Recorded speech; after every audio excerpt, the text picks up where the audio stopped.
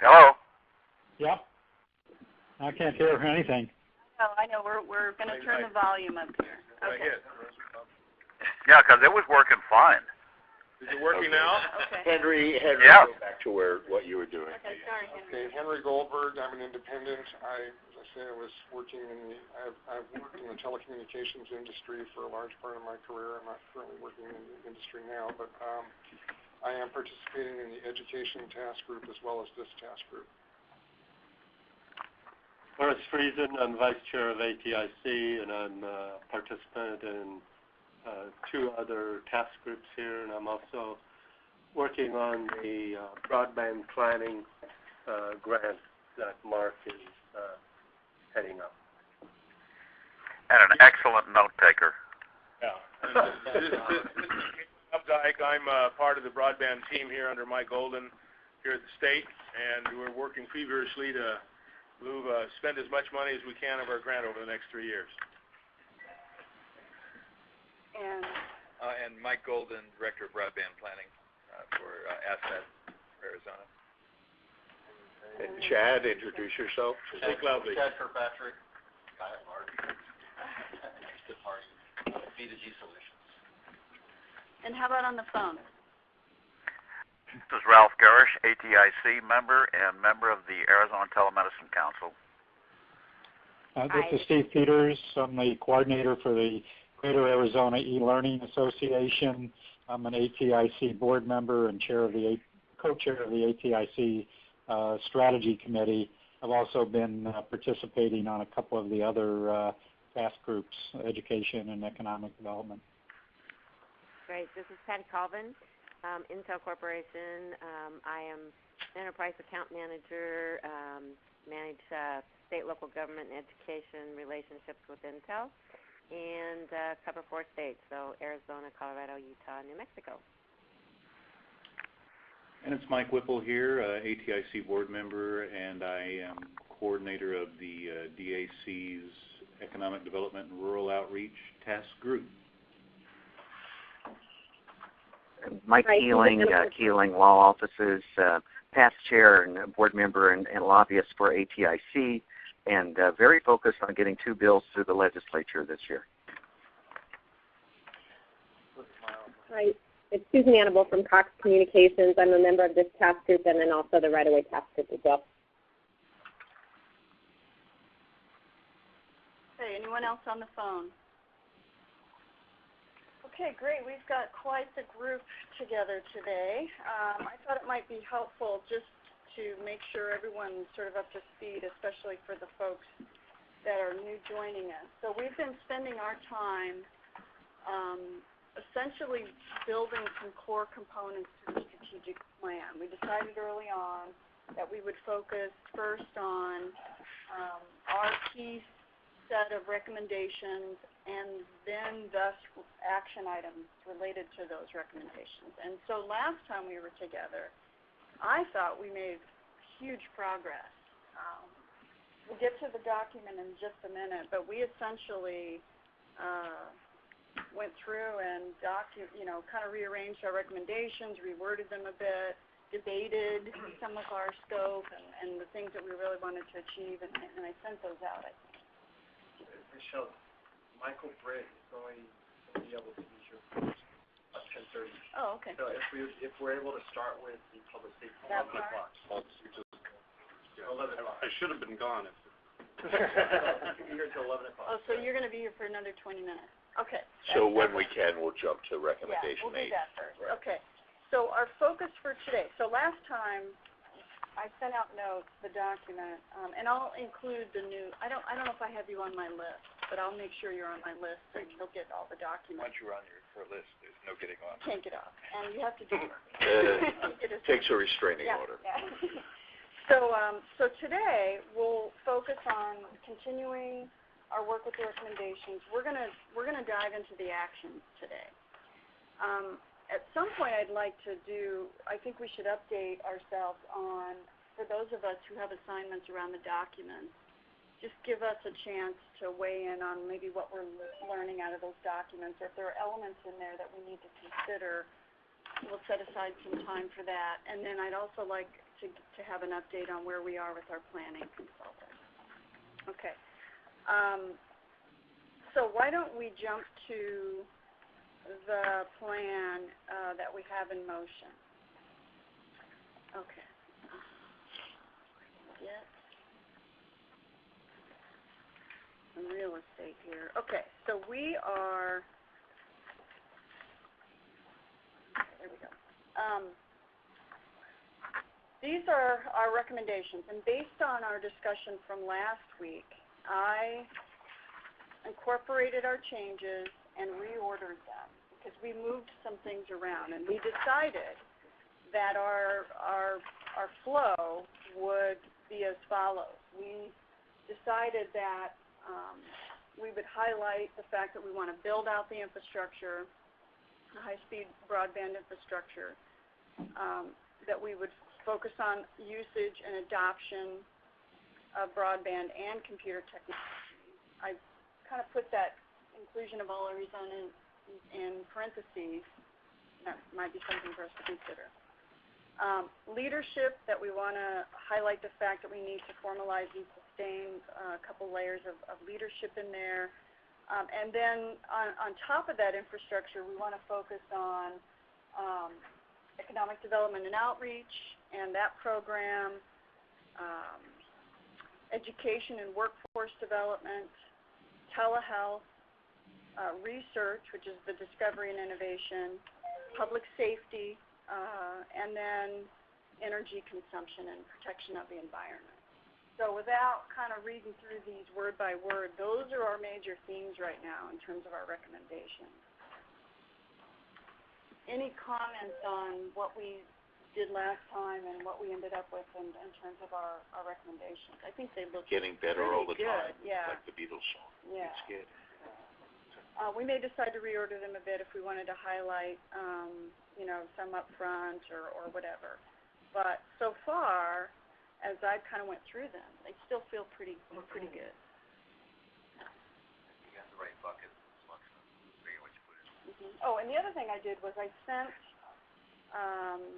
the relative recommendations to the other task groups. So poor education's probably gotten, I keep hitting the education groups are different people, so they probably have different versions.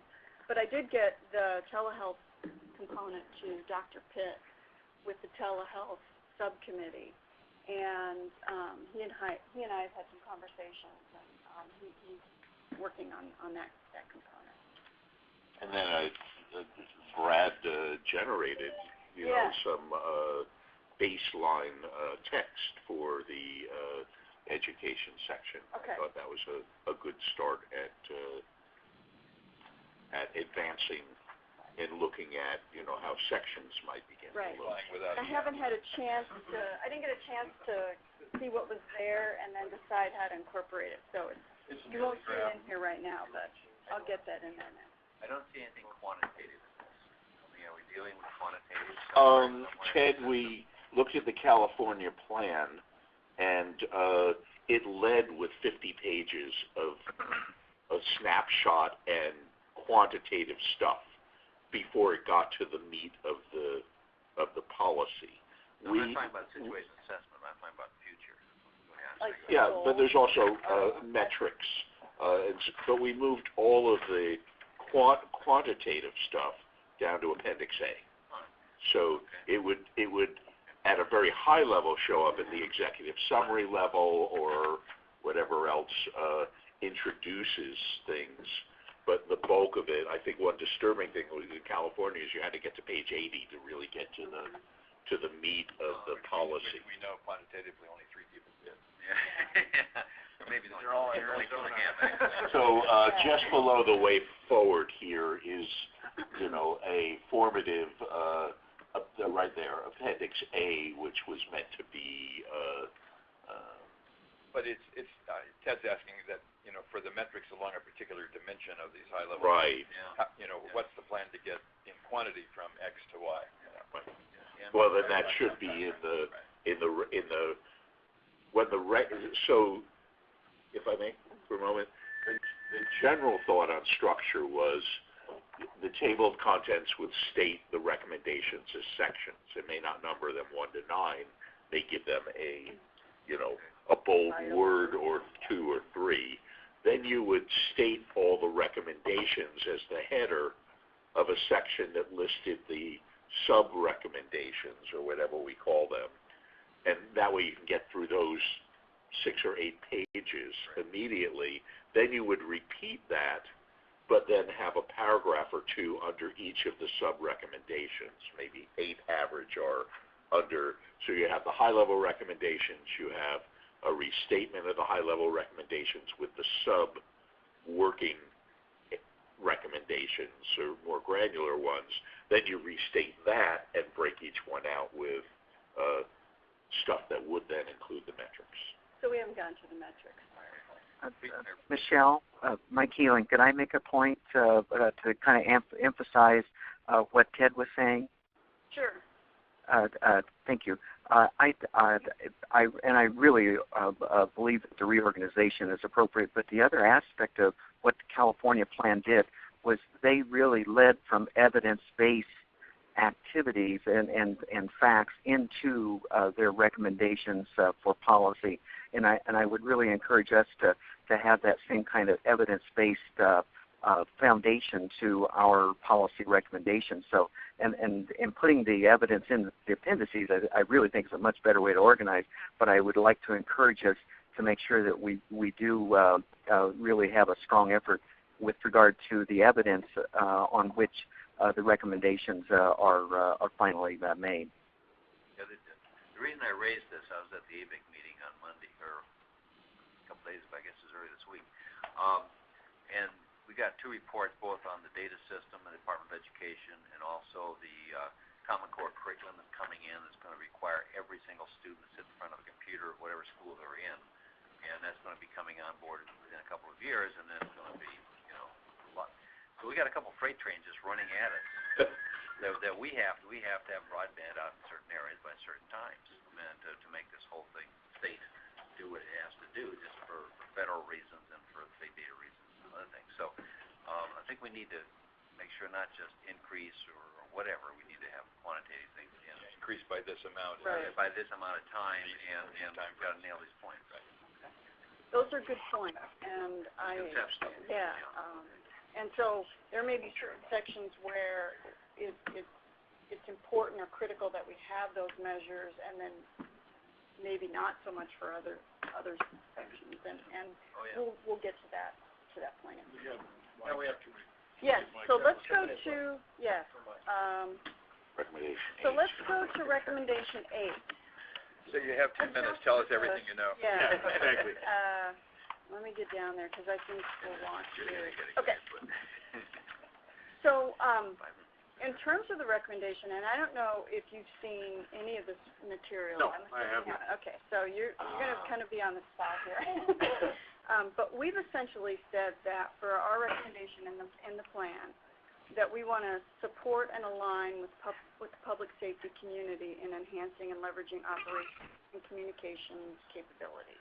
But that was kind of more backseat rather than owning it. Some things we felt we owned, other things we felt had operational underpinnings that we wanted to highlight and support. Okay.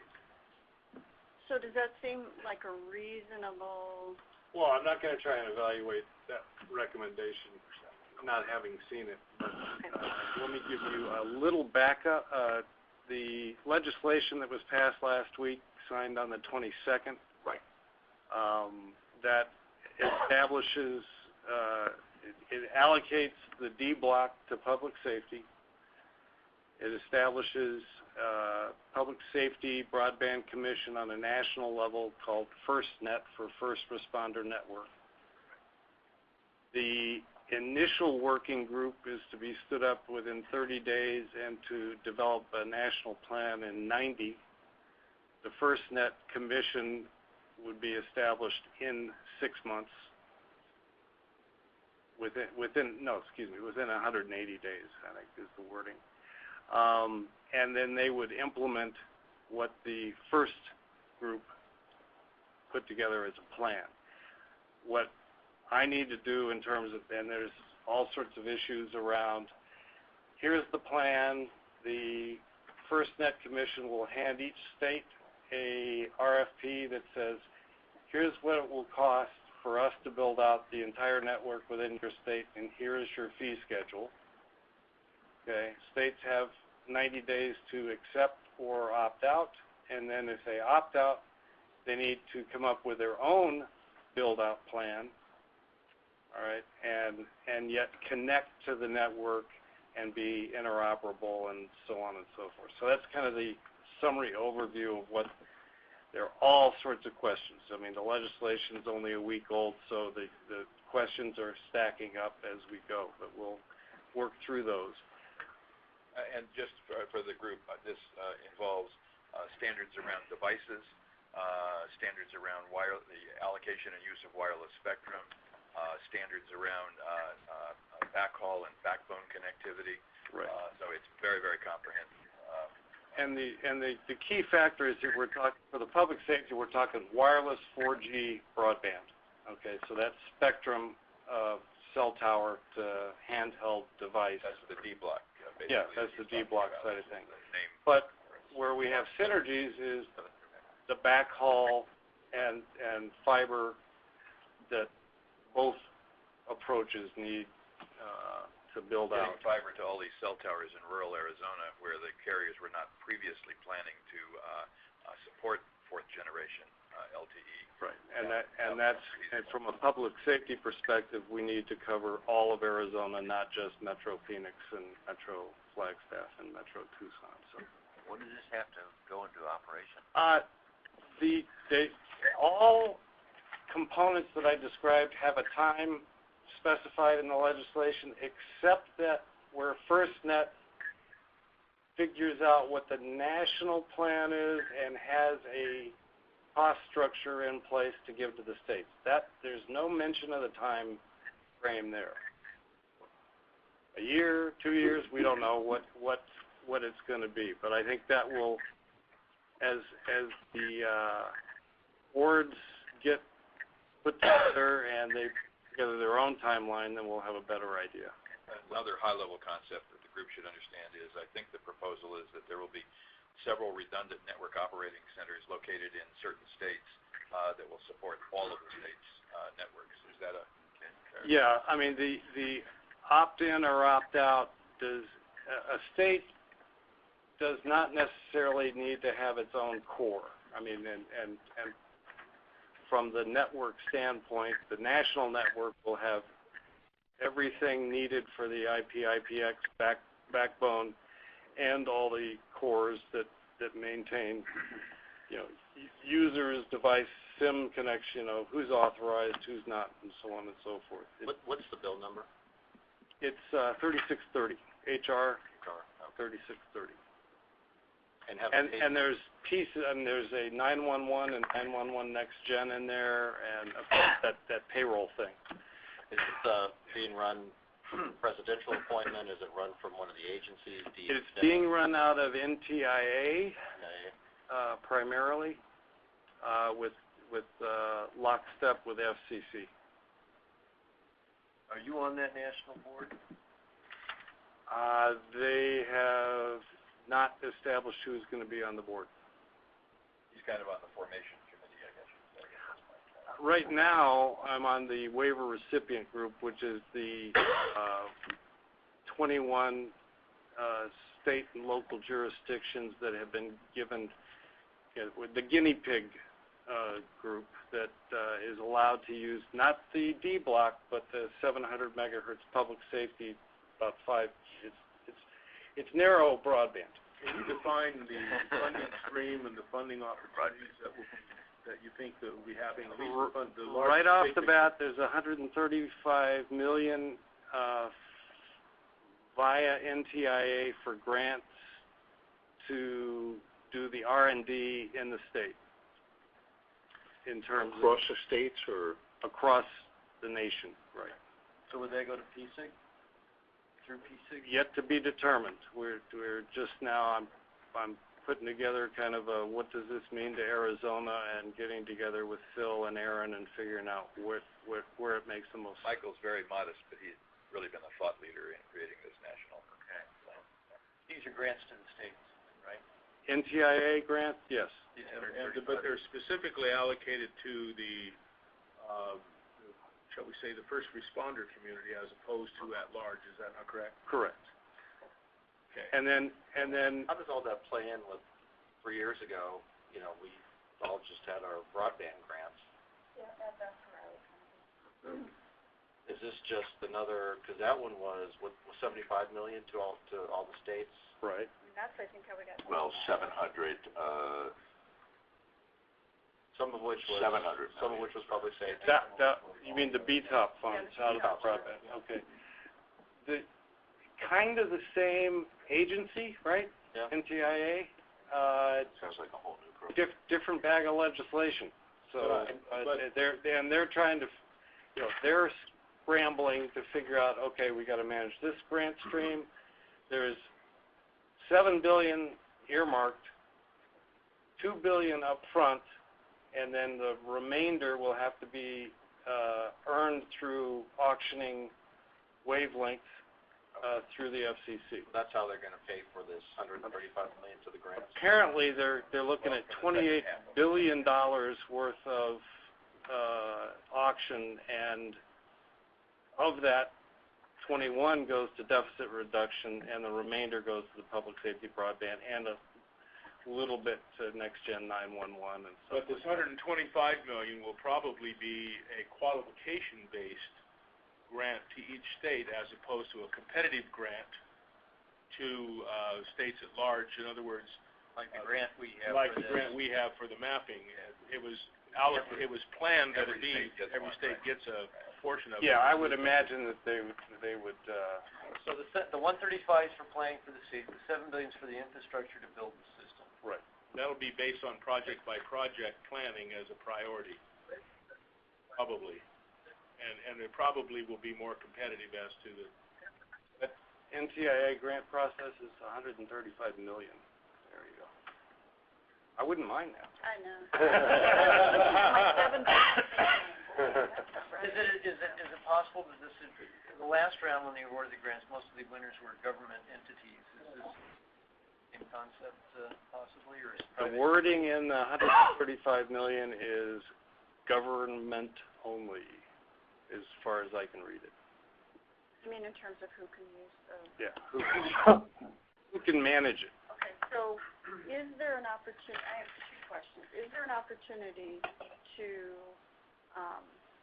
leverage multiple implementations to where we're not building separate infrastructure, but maybe we're leveraging current infrastructure or other infrastructure? In terms of the states opting in and opting out, what they're opting into is a nationwide build-out that uses the economies of scale. In other words, currently the waiver recipients are planning to buy their own cores, and all total self-contained completely.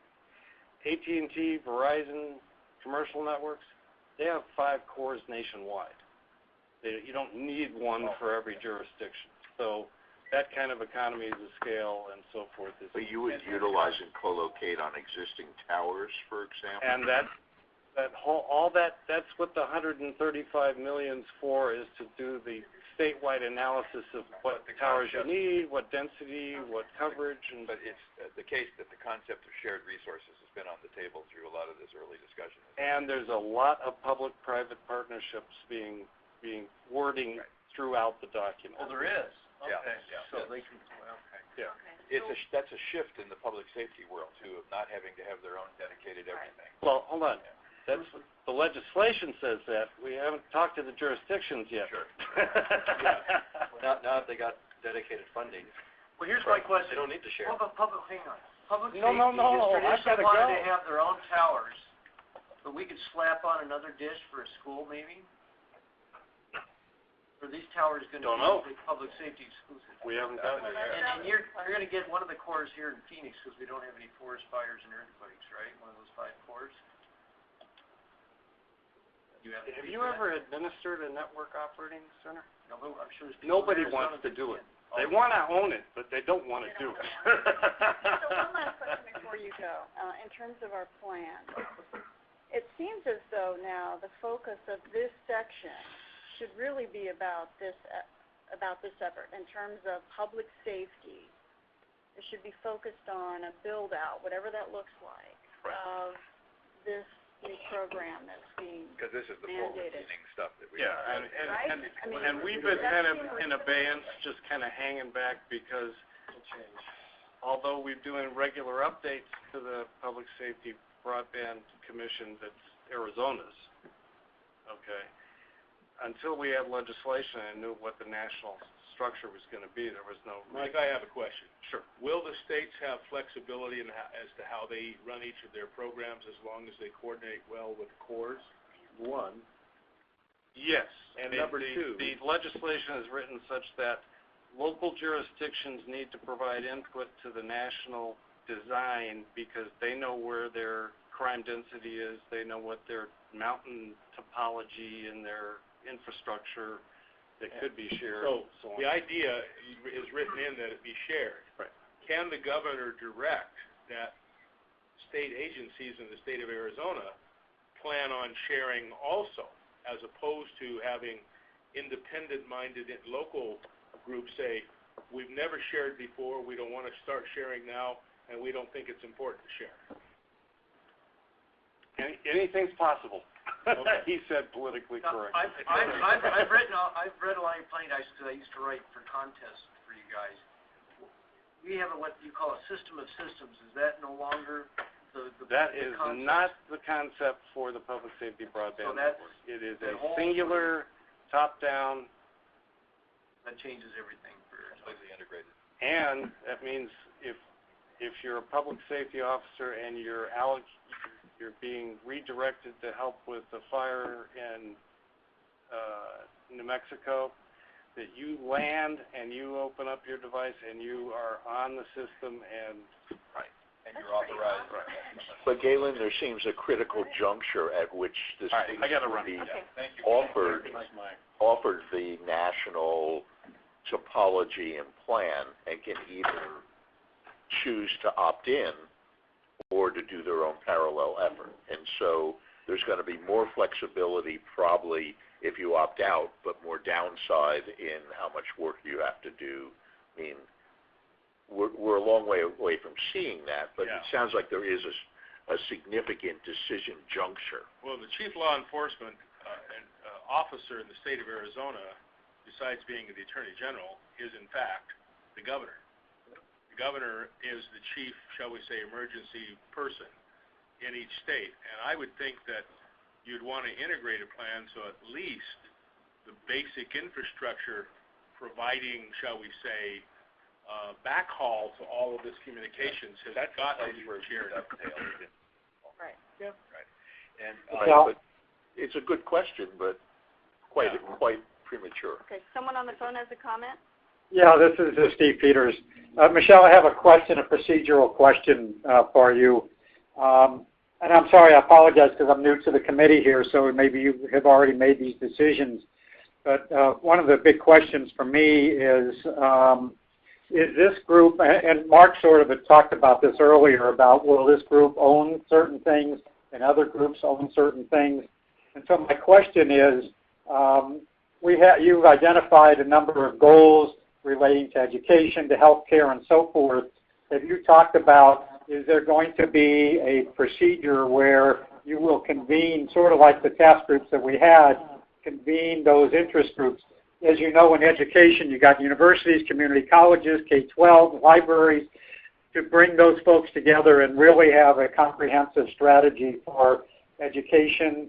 Or is that going to be this group that's going to do that? And the same thing with healthcare, the discussion we just had with public safety. I'm just curious about how you The short answer is no, that will not be the task of this group.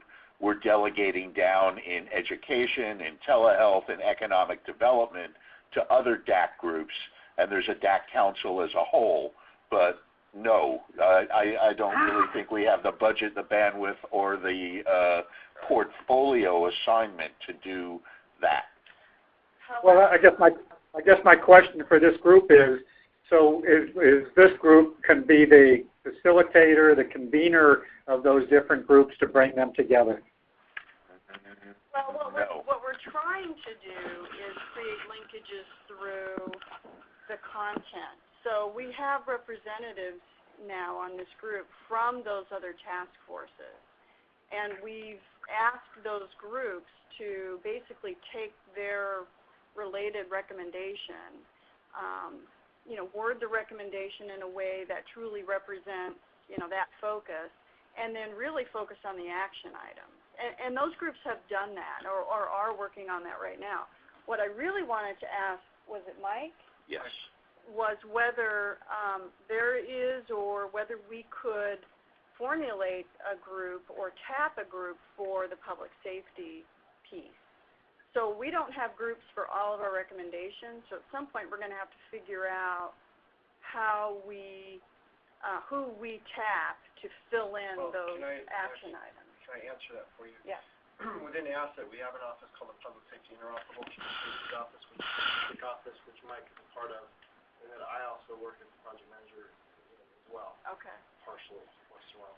So that office, they are charged with exactly what you would be looking for. Okay. They're like an existing I was going to say the same thing. That's where the knowledge is. He's a former police officer. But Steve, there also has been the intent to issue a RFP for a consultant that would, or consultants that would populate the lower tier of support data, metrics, facts-based evidence, and that person is likely not to be a convener, but selectively interview or engage individual entities or parties.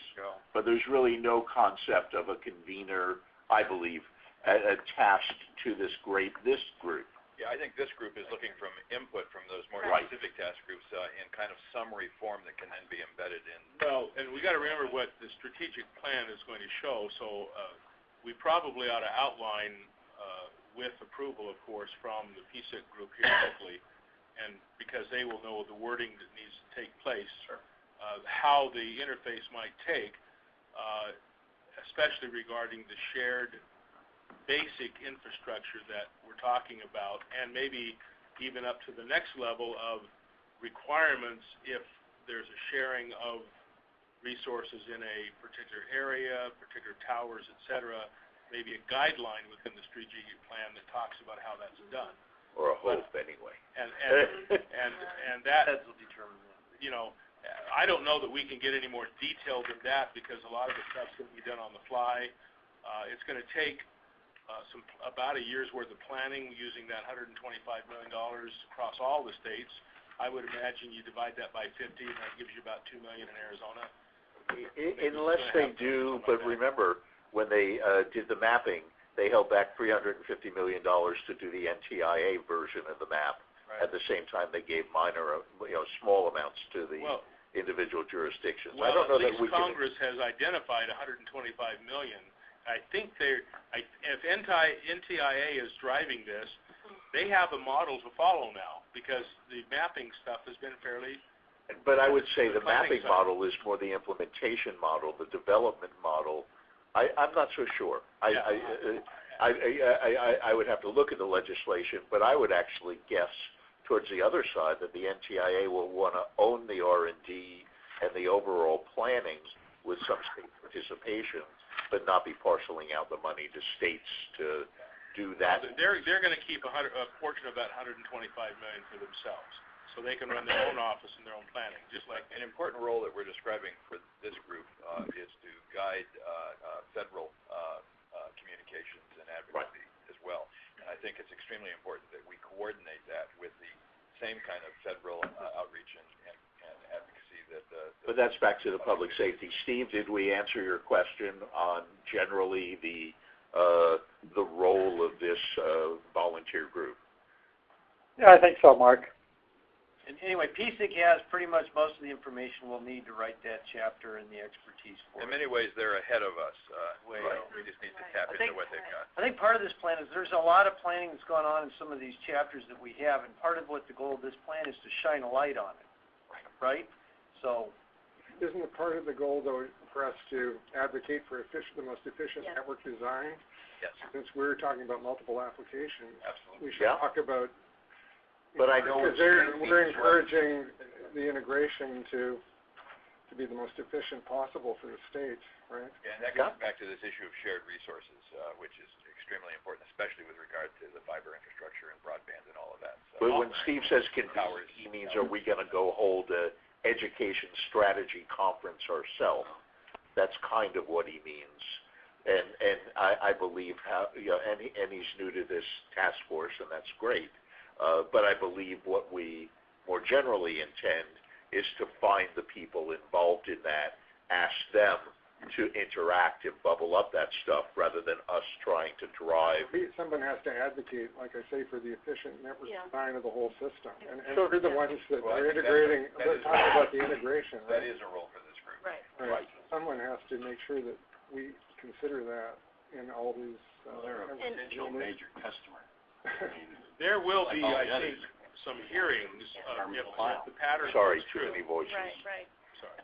See, the traditional tension has been public safety wants to have its own separate towers and everything, and fine. other people say, well, we understand in an emergency you need access, but, couldn't we put a thing on this tower too for education? So that's what we're talking about. I think the key will be if we have the opportunity to influence that direction about whether it's dedicated or shared, we need to be prepared with what we would say, what we would guide in that effort. Because I think your point is very important, that it has to be somebody's job to make sure that we're not building different networks, And we're leveraging part of the conversation that Michael's been having that is kind of driving letting go of that death grip on dedicated stuff is that there are network architecture solutions and network security solutions that can actually make it be acceptable to have those shared resources. If you do enough redundancy, you also are protected, against sabotage in a particular place because you can still run. And $7 billion will not be enough for them to do anything but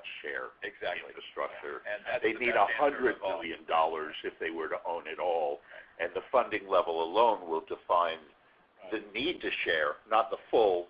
The design may indicate where the sharing best occurs and doesn't. Plus, at the federal level, just like in Arizona, there's a desire to really team with the private sector to get this to happen. And Okay, the process will be like this, though, if it follows the pattern that NTI is already used to. There will be a series of hearings with regard to once the rulemaking is done. There might even be hearings regarding the rulemaking that we can participate in on a national basis. Probably Michael will be the one to do that, but other people from Arizona may also want to be involved in that process. Even ATIC might even want to be able to be involved in that process, and we will be asked questions and so forth. At that point, that will all be taken into the FCC. They already have their own ideas. They'll take the best ideas, maybe integrate those in, and then the plan will be presented to the states, and the states will be offered a chance to, in fact, respond to a portion of the money with the items that they will have to integrate into their plans, and then the states will be allocated dollars. I don't expect to see any dollars here for at least a year, because this process is a time-consuming process. At that point, it'll be baked in as to what the process and the relationships with the first responders will be. Pretty much baked in, with some states taking a hard line with regard to sharing, other states backing off a little bit, and So for all we don't know about public safety and how it'll play out, I think really the next step is for Jeff and maybe me with Jeff to help form, if not a committee, a group that's vectored together in communication, floating these recommendations, pushing back on us and driving them. But we've probably done what we can for number 8. But for number 1, our recommendation number 1, facilitating the build-out of the infrastructure. Yeah. I think one of our action items should be, talking about how we integrate network in the most efficient way to support all the applications on it. Well, let's go to number one and work on it. And I'm just saying that should be one of the action items that we should consider there. Well, yeah, and I'm suggesting that we actually do what Michelle said, is now work through the next level that we wrote for all those actions. So establish a standard for integration, or say what you just said again. Well, aim for the most efficient, maximize the efficiency of the network through shared resources. Okay, that's good. Everybody in this committee believes that. There isn't anybody in this committee that doesn't. Or create the most cost-effective broadband network to support all applications. I don't know that we want to be known as creating a network. We don't have the funds. So we can influence, but we can facilitate, we can do things, but I don't think create is one of them. All we're doing is burying creation. Sorry? All we're doing is burying conduit. Well, we're doing more than at the state level. It's a broader mission than that. Right. It really is about long-term planning. That's one of the things that's in the bill. Is I would say multiple applications, maybe, instead of functions. Well, our recommendation support all applications instead of multiple. Maximize the use of shared resources. Now the results of that planning effort will be voluntarily accepted or not by take right away. But is it that we would be establishing a common infrastructure or a profile, a set of We'd be making recommendations, I would think, would be. Yeah. And I mean, the infrastructure, that Pandora's box is open. All sorts of infrastructure has been and will be created, much by carriers with their own, technology and market forces at play. But we provide a layer that doesn't create infrastructure, but tries to align and interoperate it. But again, we don't create. Right. By the way, a couple of years Mark, ago, what about using the word facilitate? Well, I'm not even sure we have. Yeah, facilitate's a good word. It's not as strong as some others, but I don't know that we're looking for the one word. We can generate recommendations. Facilitate the coordination of services? Well, we have a page and a half of stuff. I'm pretty sure the word facilitate probably shows up in there a couple of times. Yeah. So I guess I'm not quite sure. You're floating a concept, Henry, and it's a good concept, and somehow it's going to mesh back into the page and a half that we have on recommendation 1 already. I'd like to elucidate a little bit about what the role of the state could be. About 3 or 4 years ago, the state, before the legislature, was a $350 million appropriation that they had planned to do for interoperability for the state law enforcement. Public safety. They did a plan for that. They allocated $3.5 to $4 million to write the plan, which is the creation of the local PSIC, by the way. I don't think it was called that, but it was the RACs. It was pardon? Was it the RACs? Yeah. And so the state has an interest in doing this. And as has been pointed out, the $7 billion is hardly sufficient to put the infrastructure together. So the state can, in fact, in addition to the federal funds that everybody thinks that's all that's needed, but by the way, it's not, the state can also be instructed by the strategic plan that we're doing and recommended to go ahead and facilitate this interoperability via shared resources, and perhaps in better times, let's go ahead and allocate some dollars at the state level to do it. Sure. But that plan went down in flames in the state legislature. It didn't go probably down. They didn't appropriate the money. Well, they didn't do it because there was not something, but the leaders at the time who were very concerned about this after a couple fires and some other things were saying the federal government's too slow, we need to get moving ahead. We had some good times, and the $350 million was a real number they were looking at. But bullets 1 and 2, to get to the actual task at hand, are a place where we don't quite go as far as Henry suggests in the language. Pursue funding, help create partnerships. I would say bullet 2 might be a place to introduce that concept with a few additional words. But I think that we need to also understand that this is a state broadband strategic plan, and the state of Arizona legislature should have a play in some of the eventual solutions that are recommended. Sure, I would agree. Okay. Yes. Well, we can recommend that the state supplement funding if needed to make the infrastructure work in conjunction with the federal grant.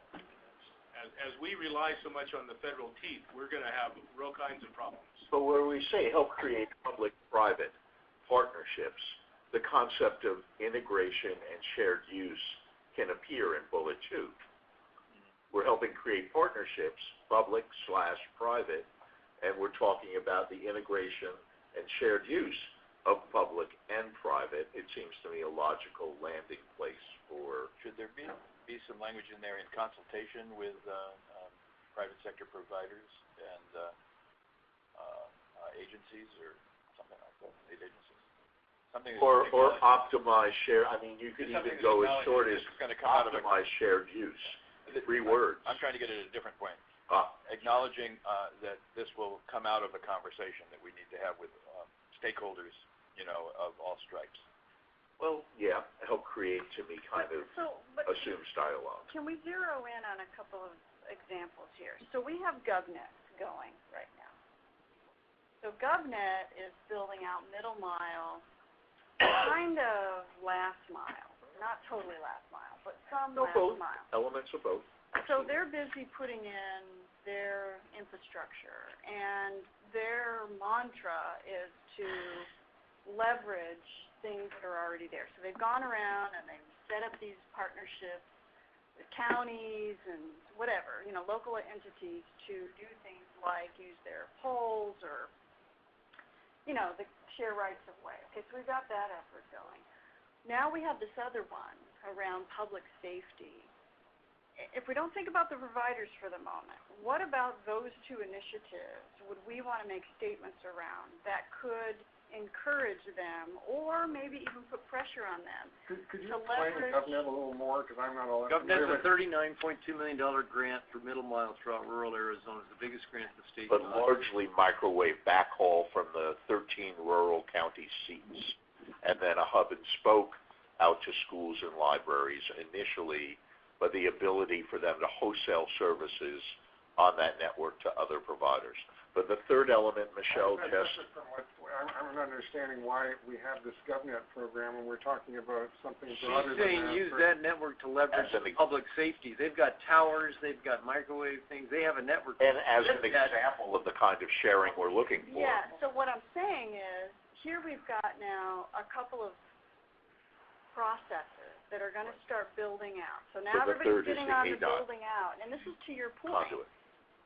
What about what we say in our plan or set of standards? Can we say that would create some pressure to leverage and share and not necessarily build out, separate networks? I don't know what those statements Well, one of the goals is ultimately the interconnection of a lot of different networks.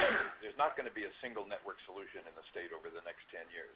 So GovNet is an early example of an important one, but then the 2 highways becomes another component of it, and then there'll be other networks that are done entirely by private sector. Navajo Nation got a $32 million grant. I think you could say something like that we should leverage off of the broadband grants that the state has received through the first and second round funding of the NTIA and planning for the future. And encourage the interconnectivity of these networks. I mean, that's very That would include Interconnectivity and the Navajo Nation. and public-private sharing. And public-private sharing. Mark, there might be some words in the Project Beanpole, because if you remember, Colorado put in the government, but they also put in there the ability to leverage out to the community.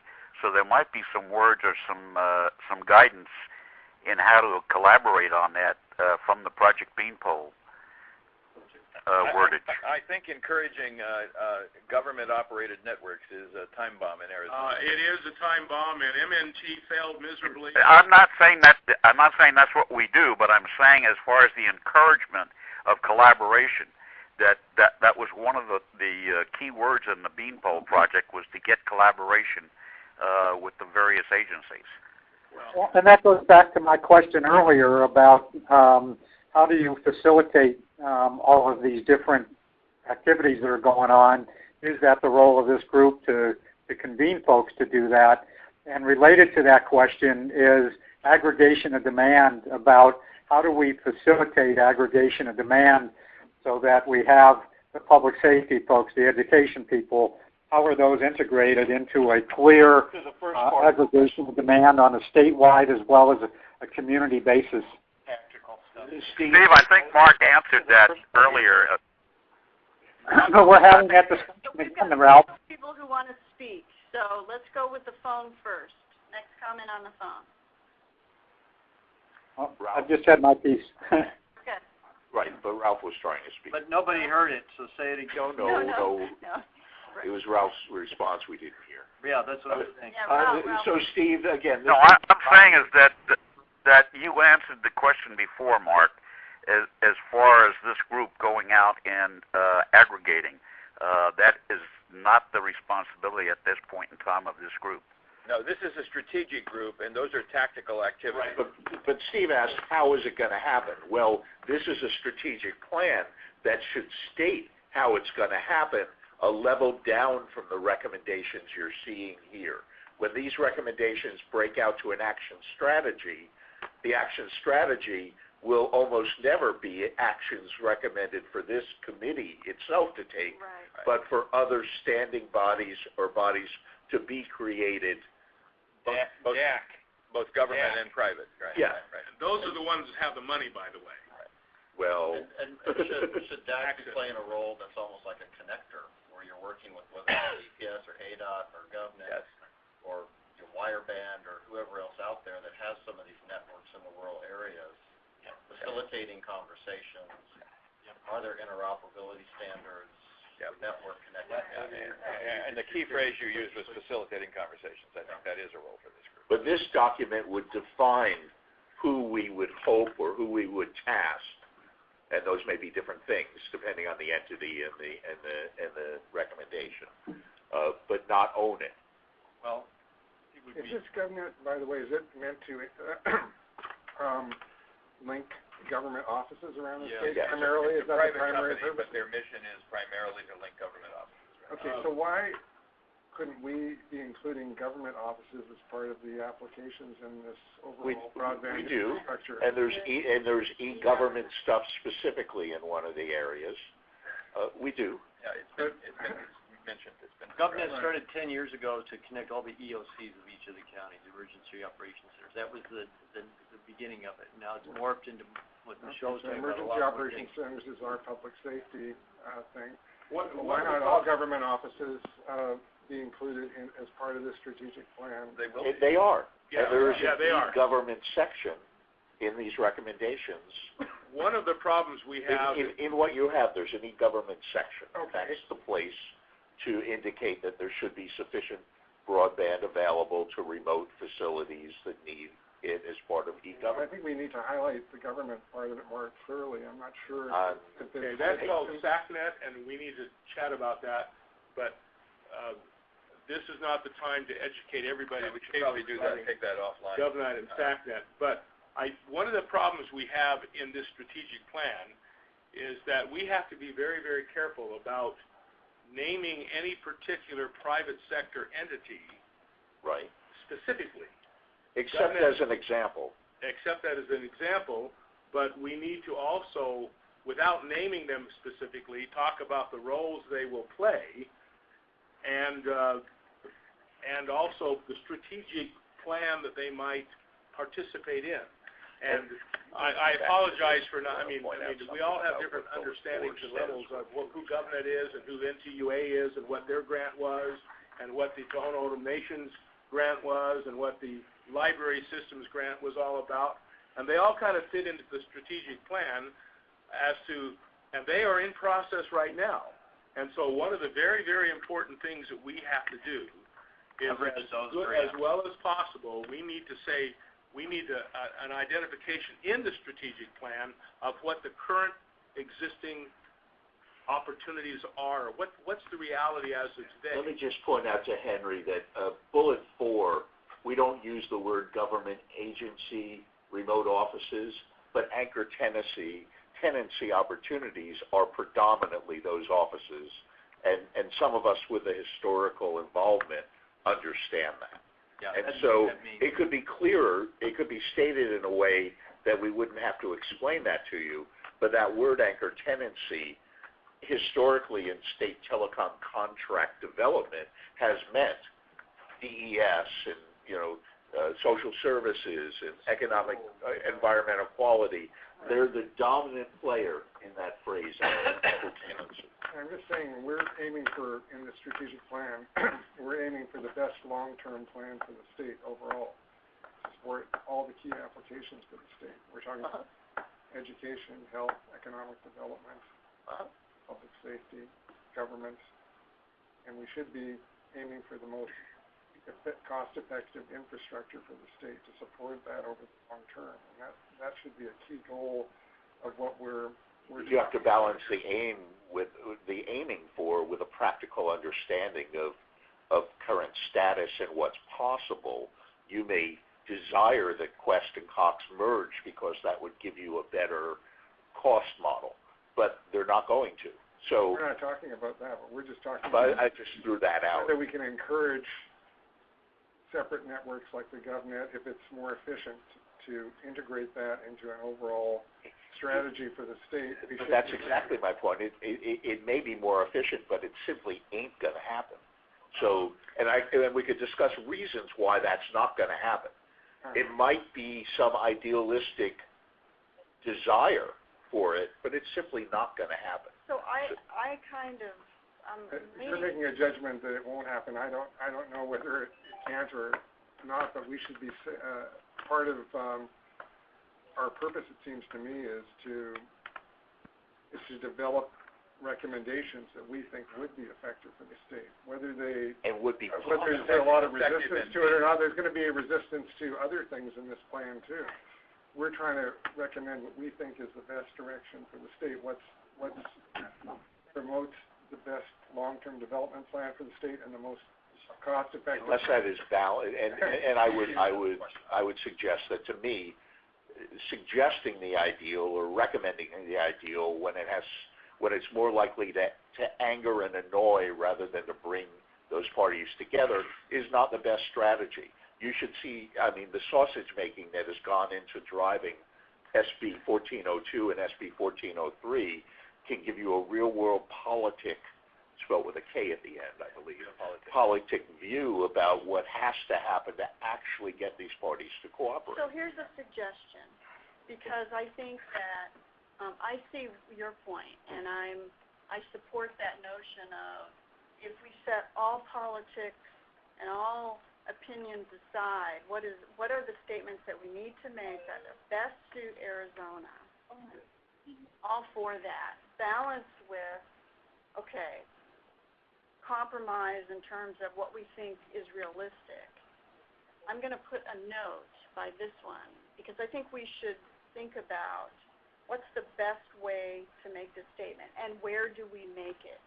Maybe it's not an actual recommendation. Maybe it's a set of guiding principles that we want to promote throughout everything in our plan, which might be something like what you're saying, where we want to be as cost effective as we can, and that might mean partnerships, leveraging current assets, whatever it is we want to say about that. Highways for the price of one. It's part of our preamble or our planning principle rather than an actual. The whole philosophy of the fiber conduit is be as cost effective as possible. Why not do that? Any strategic plan has some sort of guiding principle to begin with. That's usually right up front. Right.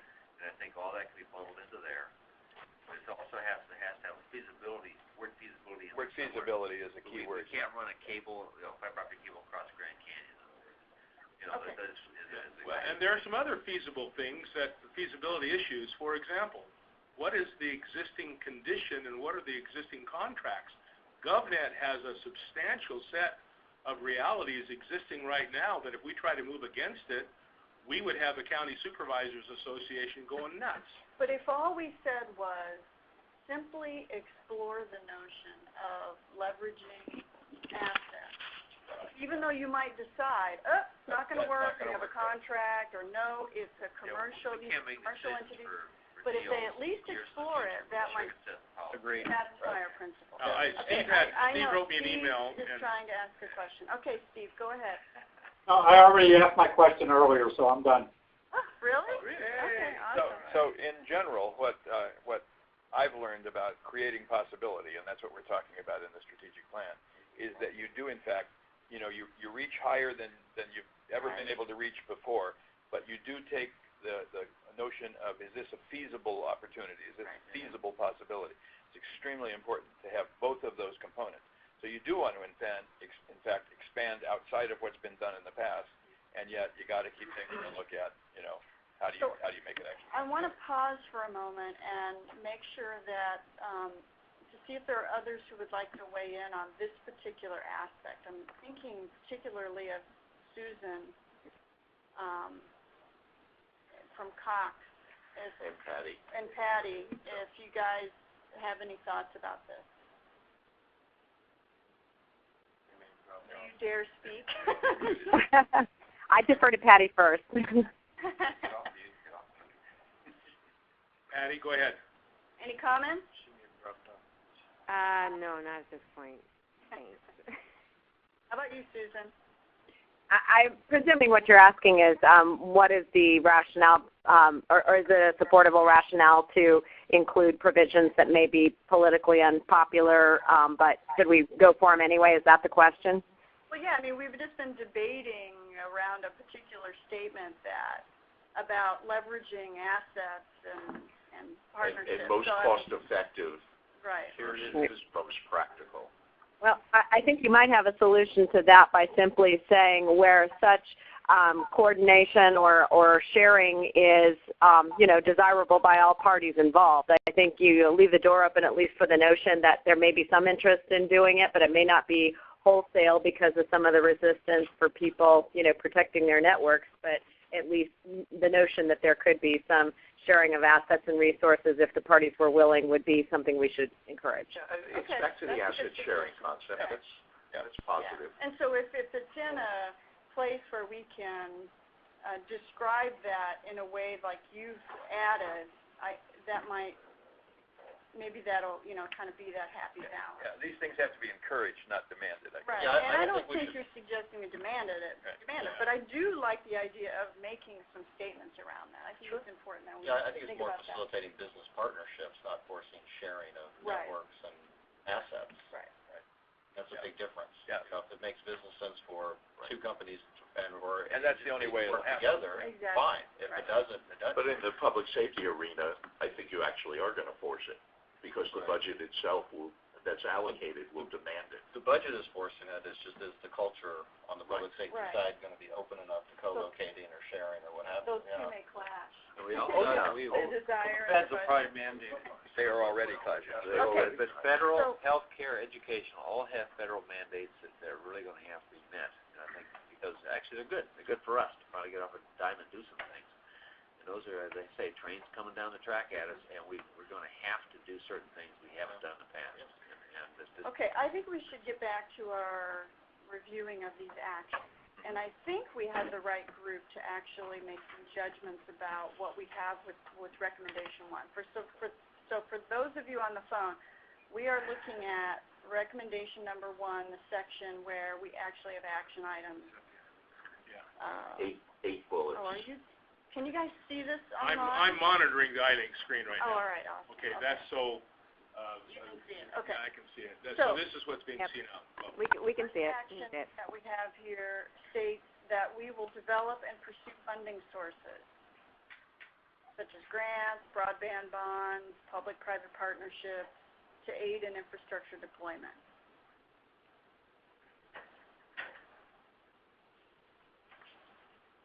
I'm good. Good. Yeah. I think it's number 2 where we add the concept of the shared use, though, with a couple of, just 2, 3, 4 words. Co-create public-private partnerships across Arizona to upgrade state infrastructure, optimize shared use, and provide. How about to facilitate upgrading state infrastructure? Whatever. I would just say encourage private partnerships. That gets out of the Instead of Encourage. Right. We're encouraging. Encourage. Agreed. And you're being the connector. Encourage and support, maybe, because encourage kind of is a stand back. Encourage and support, that's fine, yeah.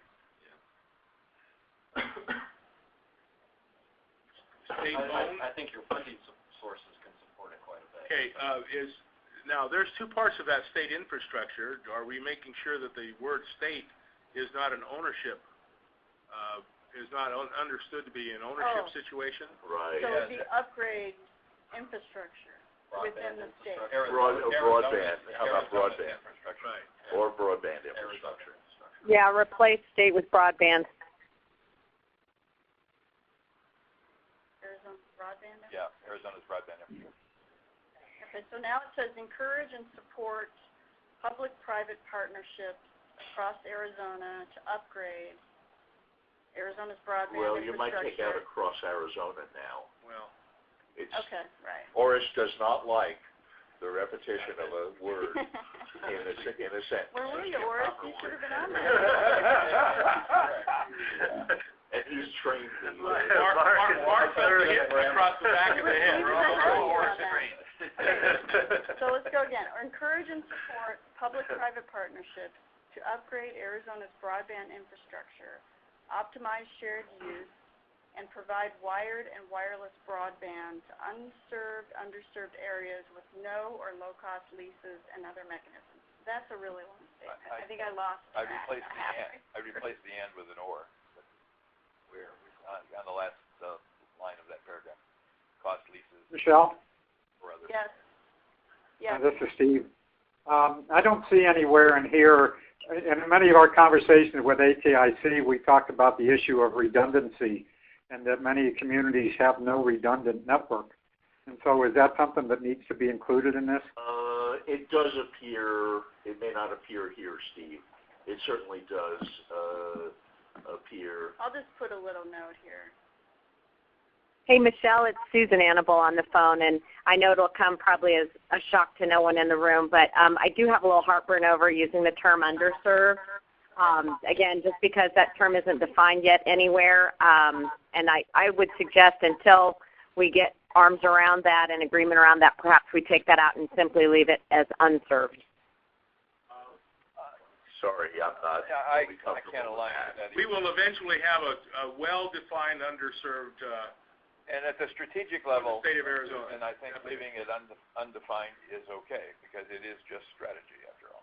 Well, Mike, didn't you come up with a metro, non-metro definition? Yeah, well, we did use the term rural areas. Is that acceptable here, or no? And cover rural areas. I think national broadband would apply to urban areas too. so,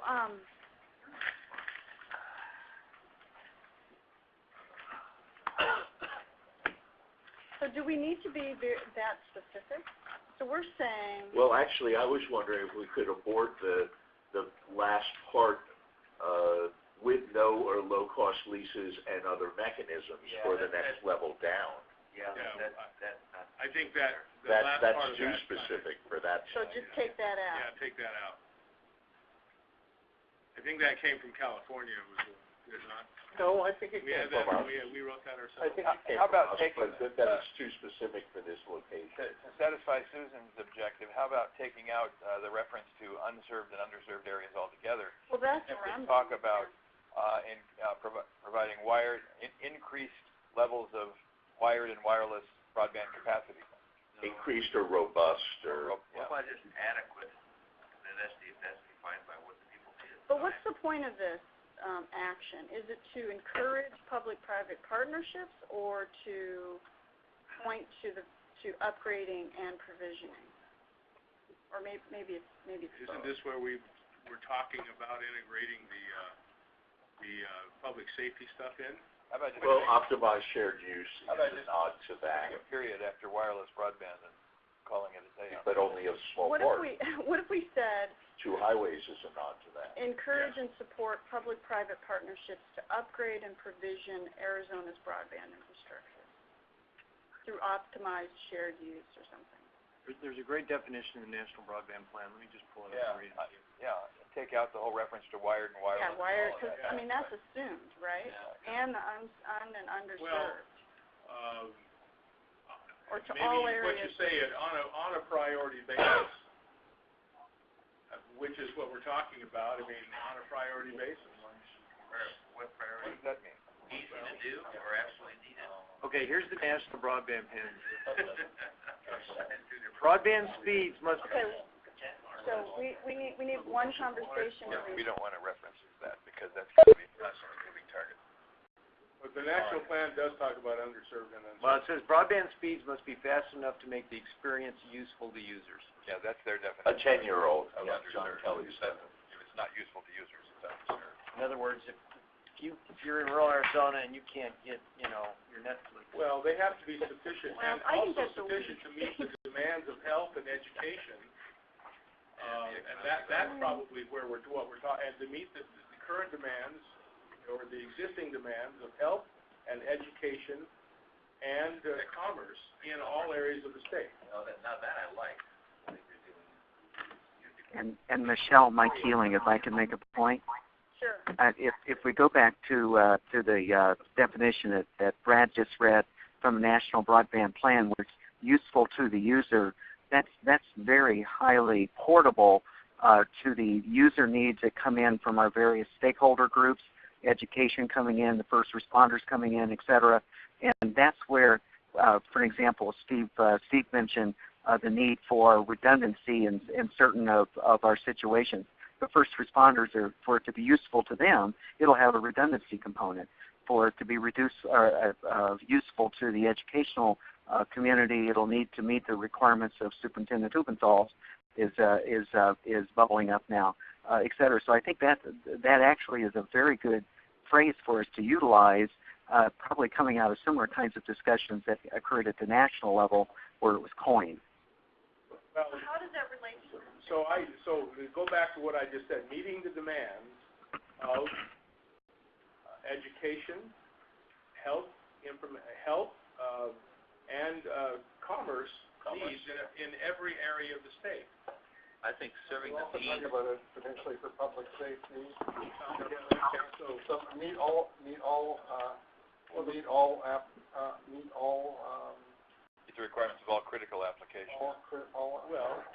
Those are different, by the way. For example, a public safety demand on broadband is going to actually be quite low compared to what a commercial application will need, and in the education. Not when they're doing video streaming. But it has to be there.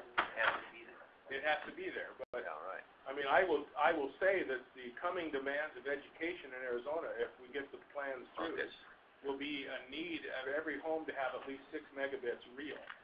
But what's the point of this action? Is it to encourage and support partnerships, or to make a statement about the need for continual upgrades? Well, I think the need. I think very much you should be talking about serving the needs, and not just. But I think the need is stated in the recommendation itself. I think we're Agreed. Like private partnership. partnership. We're overthinking that bullet point. I So- see, you're right. And maybe you're we right, should you're just right. end it at infrastructure. Yeah, so somebody on the phone has a comment. Go ahead. Yeah, you're right. Michelle, I was just, I think, agreeing with, I think it was Mark Goldstein, that it's starting to look a lot like the overall recommendation number 1, unless we're going to make a different point about optimized shared use. It already really is captured in the recommendation itself. Okay.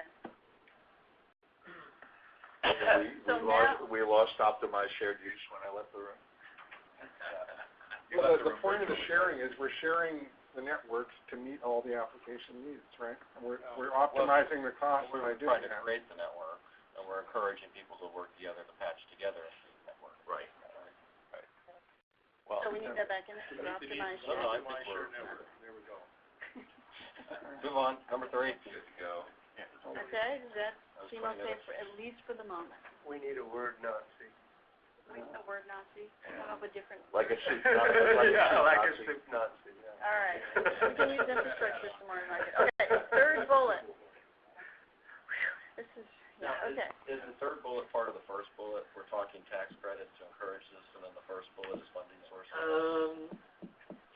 It's a different aspect. Can Tax we credit. combine them so it's a little concise? Yeah, just add the word tax credits maybe to the first You got bullet. the next line there. Or develop and pursue funding sources and incentives such as grants, tax credits. Tax credits, grants. Yeah, that's And a good idea. incentives such as, grants, broadband, public and tax credits. Well, we've got tax, in the third bullet, we have tax credits. We're about to We're eliminate. about to Getting ready eliminate to- the third bullet. And include it in the first. Okay. We're optimizing We're our, We're whatever. shooting. Well, I think we're, Where's our word Nazi?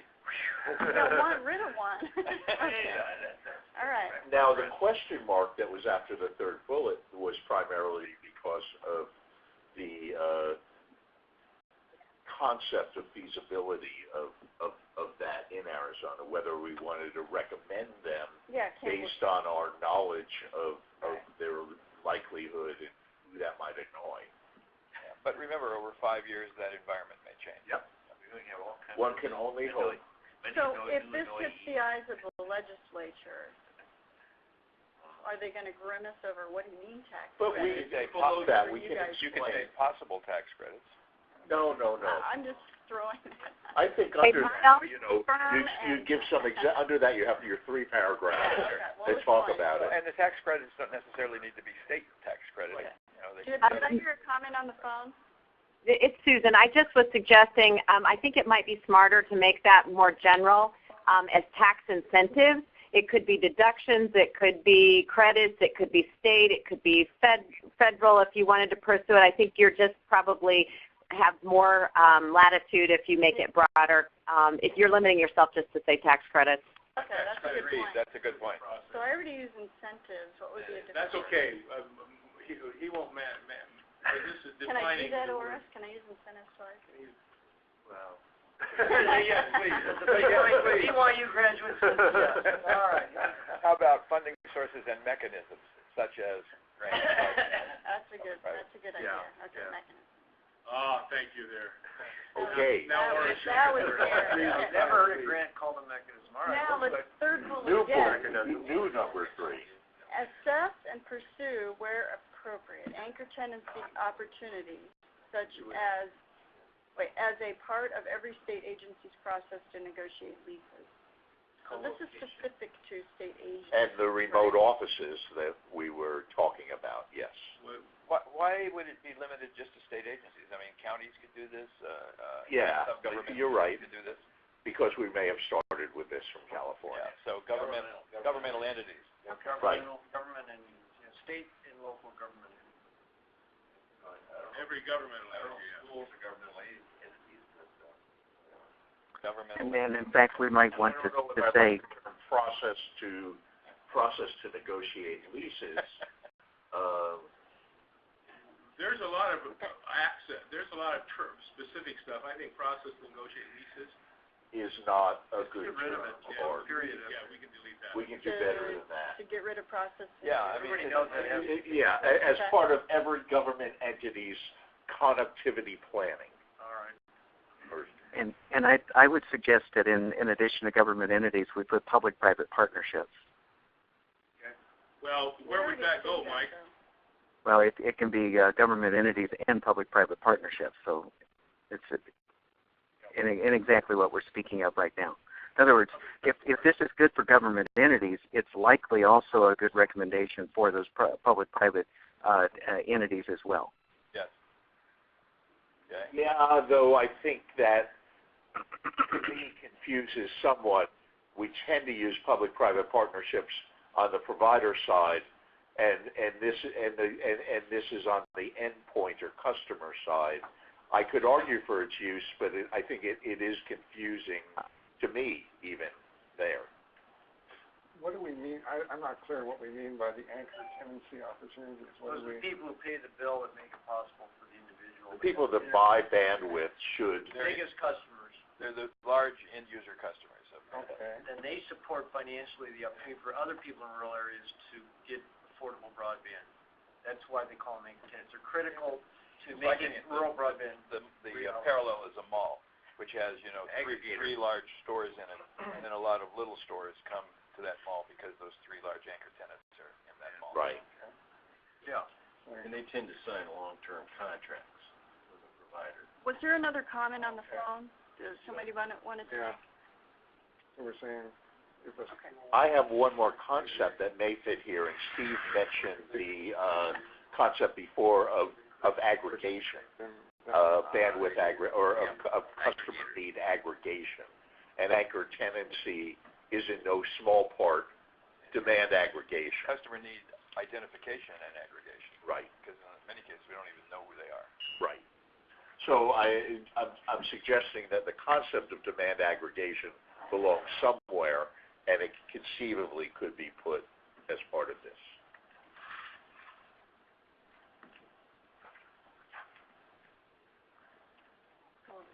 So planning and demand Broadband aggregation. planning, broadband planning. Planning and demand aggregation. Broadband planning. That's what partnership. And demand And aggregation. Process and aggregation. Demand aggregation. Bingo. Okay. Done. Well done. Okay. Enact the state of Arizona legislation codifying 2 highways for the price of 1 and support ADOT efforts to deploy conduit, including rural pilot projects on an accelerated basis. It's essentially just supporting the legislation, right? SB 1402, do we agree that that includes 1403 when we go to explain what this bullet means? Absolutely. They are joined at Right, the hip yes. there inexplicably. That's what I'm suggesting, just to... So that legislation is fine. Okay. Provide access to state rights of way on a cost recovery basis for fiber middle mile and wireless providers in unserved areas. Unserved and rural areas. Yeah, unserved and And that reflects the language that's in the bill. Offer small spaces. Offer small spaces on state-owned properties for co-location facilities. Care about the roofs of buildings? Only small ones, not large ones. Right. And how small is small and how large is large? It's going to be, right? How about just making Offer- the edges out? Maybe a tall space, like a pole, you know, you don't know. Say offer antenna application spaces or something. Is that what it is? And That's really what's being talked about, yeah. Co-location space. Antenna placement, yeah. Yeah, offer antenna placement would be good, instead of spaces, right? on state-owned properties for co-location facilities. Well, we should broaden that a bit from antenna placement because it's really the equipment shacks. So it's the wireless. Antenna and facilities placement. Antenna for and example. associated facilities. Well, we say for co-location facilities. Well, What if you want to dish on an existing antenna? this is considered. That's fine, that's part of the antenna placement. Especially when we say. That may be why they How use a about- more general phraseology for small spaces. Now, small may not. You could just say offer equipment placement. Yeah, antenna equipment Offer placement. antenna and equipment placement. Right. And Yeah. equipment placement. Because it could be merely fiber regen. Right. And may I just ask then, I believe this incorporates both the concept of land for building a tower, but as well as rooftop placement on post offices, well, or other, that we don't own the post offices, state-owned properties. Right? And is that clear enough? Well, I would just put a period after properties and take out the for co-location. Properties include rooftops. Yeah. So take out Yeah, for take out the co-location. for co-location. Thank you, Counselor, that is true. That's redundant. That is a good point. The next bullet is illegal under our Constitution. Enable and support municipal and regional government. State-owned is not the only thing we're talking about. It's government-owned because counties have their own, cities have their own. Yes, it's again. And let's say government-owned or controlled. I would say public-owned or controlled. Okay. Public Or control. Or controlled. Or controlled, because these are easements as well as fee ownership. Well, in many cases, the government properties are leaseholds. Yeah. So. Right, but a good example is the addition of gas antennas inside government buildings to ensure cellular coverage reaches the occupants of those buildings. And femtocell. Femtocells, and DAS. Okay, enable and support municipal and regional government to provide broadband services if the private sector does not deploy service in that location. And you have a constitution. It's not a constitutional issue. It is not illegal to do that. The gift clause? No, it is legal to do that because the gift clause has some flexibility in it with regard to economic development and the public good, the greater public good. And I think there are different standards that apply to municipal and sub-governmental units than there are to And there's plenty of precedent in like water supply between municipal-owned utilities, private-owned utilities. There's a true mix of. Typically, the gift clause only comes into play when somebody objects and has standing to object, because it's stepping on their toes, and that's what happens. That's how it gets handled. Somebody objects to. But I don't believe it's fundamentally unconstitutional. I believe it's something that providers generally do not like and may resist with all the tools in their toolbox. But in some states there has been legislation to restrict municipal rights specifically. That generally hasn't fared very well. But Arizona also doesn't have much history of, I can't think of projects where cities have actually built and owned infrastructure. I mean, you look at Town of Superior, it was a provider who would serve the city, not the city. So there actually is no history of a municipal. Not that I can recall. Susan, can you actually recall prior instances of government-owned telecom services to the private sector? Yeah, there actually have been a couple in the category of wireless networks, both City of Tempe, City of Chandler, and I think there might have been a couple others that were in the early phases of developing and deploying equipment to provide wireless networks that ended up pulling the plug. Yeah, those are all failed Metro Wi-Fi things. Yeah. Well, I should say there's some models where cities have given libraries to offer free service. Which extends into their parking lot and perhaps into the nearby community. Hotspot services. Hotspot services, but those are generally at no charge to the users, so one would argue they aren't commercial.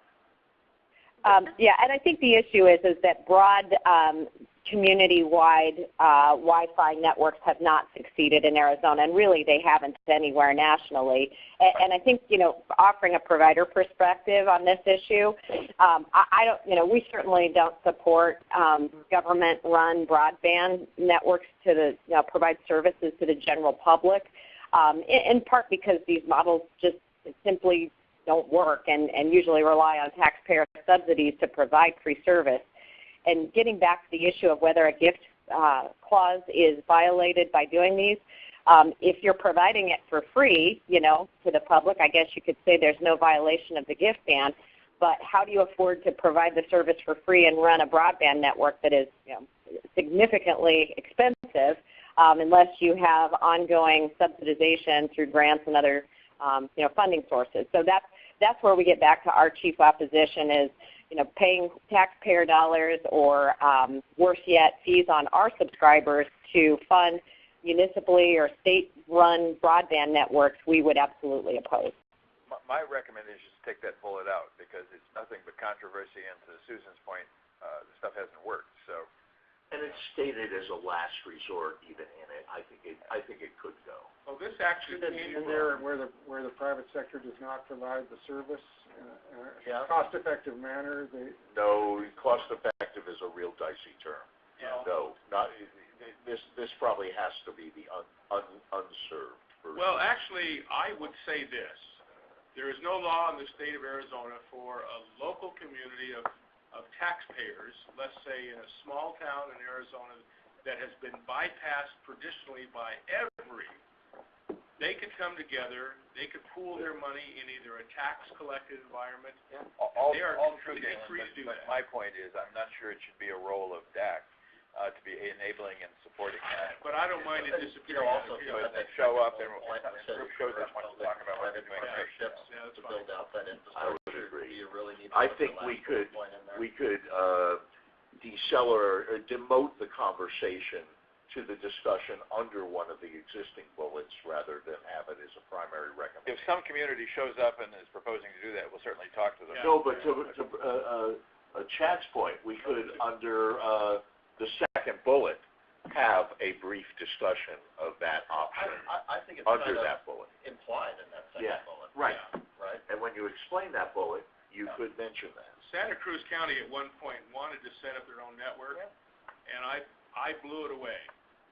They wanted to sell services to both. They wanted to be a middle mile provider. Spending more time. I know, but I'm just letting everybody know that there's nobody around this table that wants to include or have as a primary source of facilitation of broadband municipally owned services. So, Michelle, would you agree that we could demote the concept to being under bullet 2 when we discuss bullet 2 at more length? And get rid of the primary bullet for it now? Well, I think we could do that. I can move it up here, and we can decide how to handle it.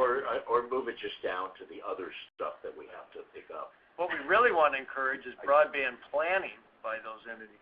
Yeah. Yeah. I mean, there's nothing in the law that says this can't be done. We're just deciding, talk to the Goldwater Institute. well, but we're just deciding whether we want to make a blatant statement about it in our plan. Because I don't think this to me is, even though somewhat related, a specific statement about having the ability to run I would a move network it different from lower so it doesn't clutter up and aggravate people where it is. There is a leave it there role for us yeah. to say it may be already, I mean, if we were to change 2 words in there, we probably could leave it in, but enable and support municipal and regional governments to participate in the discussion with the private sector, but we've already said that 3 different places. Right. I'll just say that we need to analyze this further. I think it's a minor concept based on historical precedent, and that we demote its presence from a secondary recommendation to the explanatory text below one of the others. Probably likely, yeah. Not a path to solving the problem. Right. Okay. Now, I put a note here, just I kind of threw it in right here about the fact that, I think your comment earlier about redundancy. And I must. I'm still having an issue with the second bullet because we never say explicitly that we're trying to do this in the most cost-effective manner, and I think that should be in the second bullet. That's why we have the 2 highway for the price of 1 thing. That's why we're talking about. Add the words. Encourage and support public-private partnerships upgrade in the most cost-effective manner. In the most cost-effective manner possible. Or just most cost-effective manner. That's Possible or practical? Practical, or either one. Well, it's not possible. Okay, let's not, I think that's Okay, so in terms of your footnote on redundancy, in number 8, the 4th bullet goes to that and could be adapted here, but it's in the public safety section, but it says, drive broadband infrastructure deployment to become more robust, redundant, and resilient over time. Blah, blah, blah, and then goes on. But that's in the public safety. It is. That's why I'm suggesting we could lift it from there. Yeah, that language could actually move up. That applies to everything, right? Yeah, copy it though, don't excerpt it if you would. And bring that back up to work from.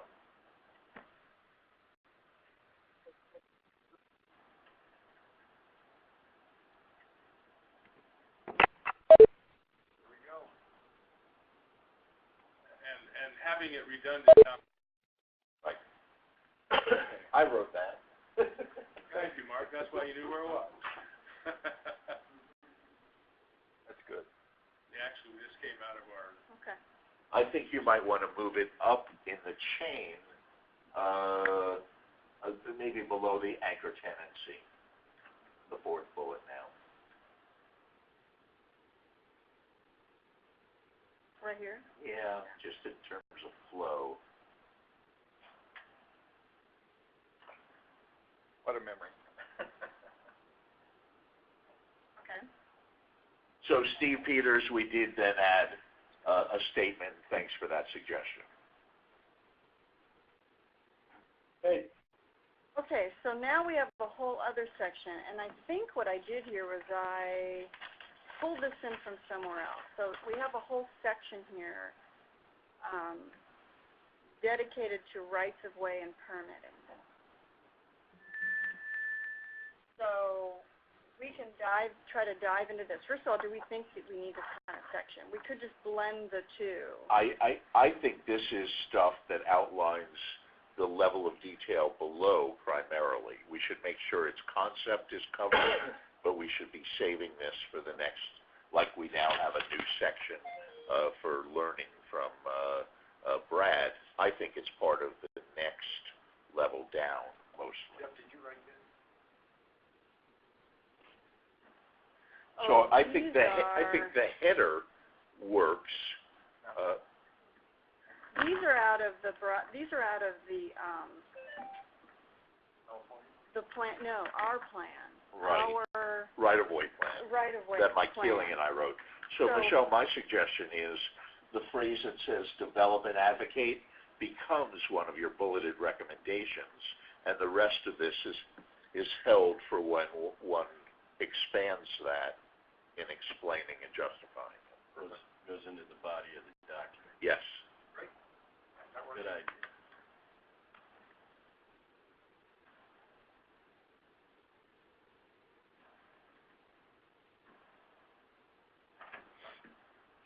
And that new bullet probably moves up at least above the antenna and equipment placement.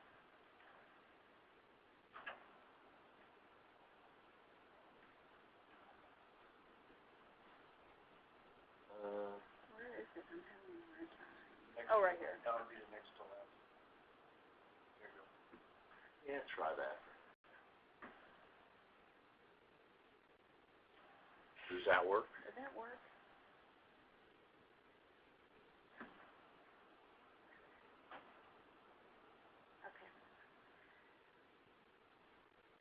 Okay. Look at that. Seems like you're saying something 3 times. Self-advocate.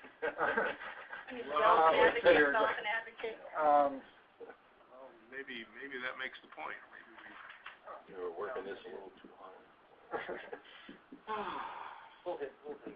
Well, so maybe the and procedures to facilitate faster. Well, maybe not. I don't know. Okay, so what I would suggest, because I think we're wearing down. Is let me clean this up and, kind of accept all the changes, figure out what to do with this other section here, these other items, and then I'll send it back out and we can study it some more. I think we've made pretty good progress. I don't even want to try. So I know Ted's gone. Maybe just for something different, we could give Brad a few minutes to talk about this document distributed to the task force. Right. Now for something completely different. Here, Brad, do you want your copy? Here it is. Okay. And for those on the phone, did you put that out to the whole group, Brad? Oris, I thought did. Did you put it to the whole group? No, I didn't. Okay. I sent it to you. Okay. I will. And to a couple, I copied you. So for those on the phone, we don't even all have copies, so I will send out what Brad's going to describe. And then maybe rather than trying to work through it, why don't you describe what you did? Yeah. I know you worked from Ted's opus. You want to talk about something? Okay, quickly, this is just the general points I made in the education thing, and I know we're going to have a lot of changes to it. The first section basically talks about how education technology is changing incredibly rapidly. The second point talks about how important it is to get 1 gigabyte to all of Arizona's schools. It's a long-term goal. That's the goal in the National Broadband Plan. Short-term, in rural areas, it may be a challenge to get to that goal, but it does state that. Next. Is this something, Brad, that you sent to all the education task members, or? No, not to everyone yet. Jeff is making copies. I will. Great. I wrote it recently. That's why you haven't seen it, because I know you're on the committee. The next point talks about the importance of creating a statewide education network, which we're in the process of doing through SEDNet. A lot of states already have them, and they share a lot of resources, and a lot of the rural schools get a lot of things from some of the urban schools that helps with the learning process, like classes, AP classes that they may not have available. And of course, there's a lot of online content now available through the National Lambda Rail and other sources. And I also talk about how the network can help professional development, consistent with your action, and also talk about how it can be used for professional development, specifically to teachers on helping them use the technology in the classroom and use it. A lot of teachers have some challenges with using these new techniques and need and want some help with that.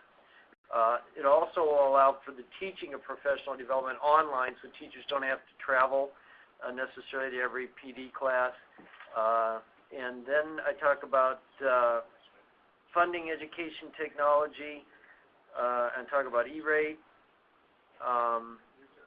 And I basically say that the state of Arizona should step in and help fund this infrastructure at $50 million or more per year, depending on budget realities. There's a couple of bills in the legislature that are doing that right now that are moving their way through.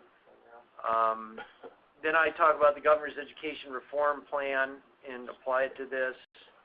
I talk about extend the school day. This is something that's in the California plan, these after-school programs at the Boys and Girls Club, which they've done studies on. Basically what I said is I'd like to hook up all the Boys and Girls Clubs, YWCAs and YMCAs in the state to the network. And then finally we talk about Cox's program, Internet in the Home for Students, and that it would be great to expand that great pilot program that Cox has done it. And then I talk about an online class requirement. This comes from Tim Carter, who's the superintendent of Yavapai County. He wants to require that every K-12 student have at least one online class, because when you get to the university level, apparently there's quite a requirement to use online technology when you're a college student. And he says that some of these college freshmen are having real trouble adapting to those systems, and some of them may have even dropped out because they just can't seem to operate the IT systems they need to get through college. The next recommendation is to actually provide a certification for teachers in professional development in the use of IT. In other words, a teacher would go through a training program. At the end of it, they would get not only a certification in education technology teaching, they would also get maybe a higher pay scale. And the last bullet is about best practices.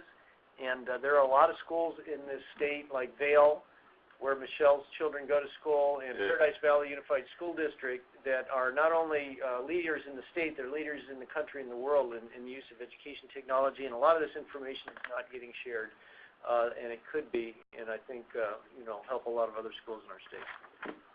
Okay, thank you. I will send that out along with whatever meeting notes there are, and then the updated document. Michelle? Michelle, this is Steve. Can you hear me? Yes, go ahead. Yeah, I had, Brad, just a couple of quick things that you might want to add to that. Some of you may have seen that the Science Foundation just announced their statewide STEM network. And I think it's important to emphasize the importance of broadband to support STEM-related education. And secondly, and it's sort of implied with some of the other recommendations you have, but to really emphasize the importance of technology and education to support individualized, self-paced learning. Because that's a real critical piece of education technology. Yeah, blended learning. Agreed. Yeah, I can't maybe, but I'll emphasize it. That's Okay, is there anyone else that would like to maybe chime in with whatever reading they were, or documents they were reviewing at this point?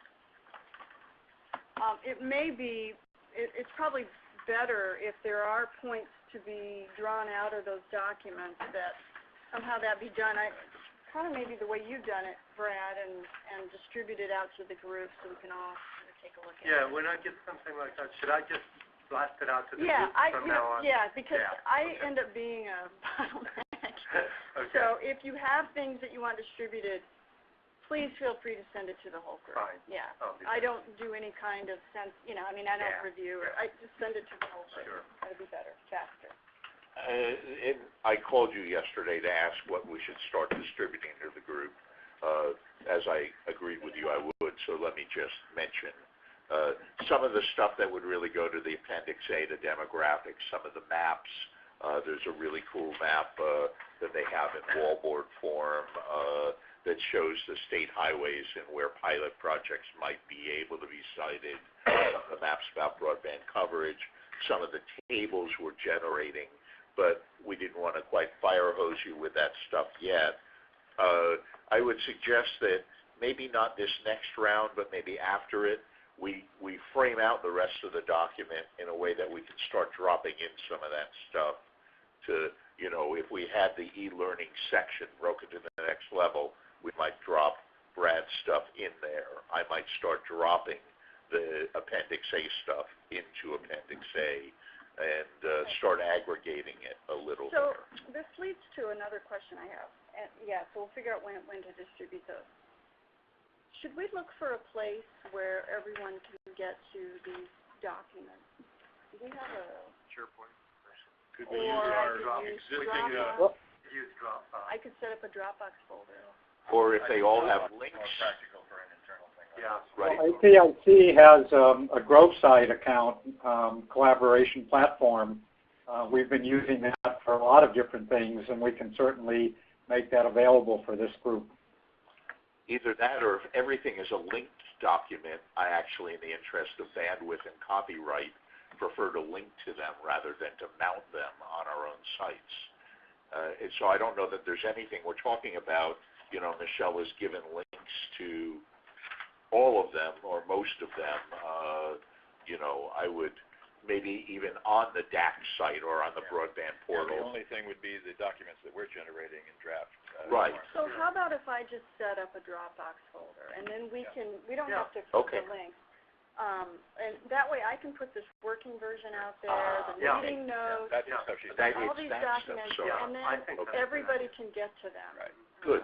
Okay. I think keep that document in the family. I wouldn't start throwing it around. Yeah, No, sorry, I share, and misunderstood which document. I know Dropbox has, some people have concerns about, access, but I'll set up one. Nowhere near ready for public publication. Yeah, but we've got draft and stuff too. Okay, Sure. I will work on that then. Sorry, I misunderstood. I thought we were talking about the reference documents from other sources. Well, those we'll have to decide whether they need to be in the Dropbox or somewhere else. I certainly don't want to copy. Well, if they exist at a link somewhere, then we Yeah, I mean, I would suggest that we start populating Appendix B of the strategic plan with them, and everyone gets the links every time they get a new draft of this. Or we can have a document with links in it or something. Anything else we need to cover today? How are we doing that? Oh, thank an you. update. It was, again, heavy lifting dealing with SPO, but we finally got a list of contractors. We can send the RFQ out. When was it? Yesterday? This morning. Oh, it went out? Yeah. No, it hasn't gone out. We just got the list to send it to. So by... We found out where the list exists. Yeah, by Friday, Monday latest, we will actually have sent to all of those contractors. Plus some few that we have in mind as well. And just for general purposes, would you send it to this committee contemporaneous with that? Sure. Some people might not otherwise see. I assume I will see it, but other people may Sure. not. No, happy to do that, and then we'll make the selection fairly rapidly. I think. I don't think there's a legal limit. We'll probably make the selection within like a week. Well, you got to give people a window to respond. And we'll tell them that in the cover. No. You got 24 hours. Right. Yeah, you have 24 hours. If we don't hear from you, we assume you're not in. Yeah, you're not in. Okay, great. Thanks. Anything else? Another question. What other tasks does this group have besides this document? Are there any other tasks, or is this it, building this document?